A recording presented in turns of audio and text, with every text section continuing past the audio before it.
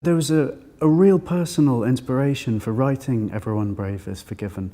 I had a long conversation with my grandfather, during which I discovered that he was easily the most fascinating person I'd ever met. And you don't realise this when you're a kid. When you're a little bit older and you can see these things in perspective, you realise what an extraordinary generation that was. And I think I belong to the last generation of novelists who can personally know that generation. I talked with him about the war. I discovered the most incredible thing, that he had been assigned to protect Randolph Churchill, the Prime Minister's son, when they were both together on Malta.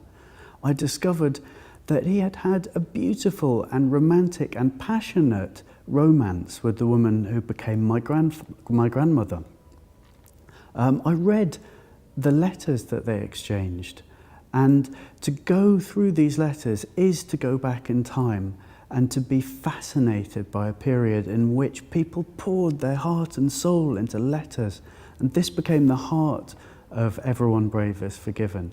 The engine of the book is how people fall in love and how people become themselves despite extraordinary adversity.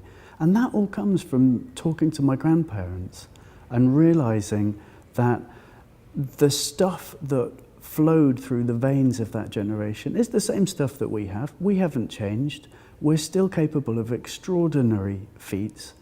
And I wanted to bring that period alive. I wanted to immerse myself in it. I couldn't get over what an intense time it was, when people didn't know if they would live or die, when people didn't know whether there was ever going to be an end to their suffering, and people had to balance the needs of their country against their own personal need to live. It was a brave and exciting time, and I felt really compelled to bring it alive on the page.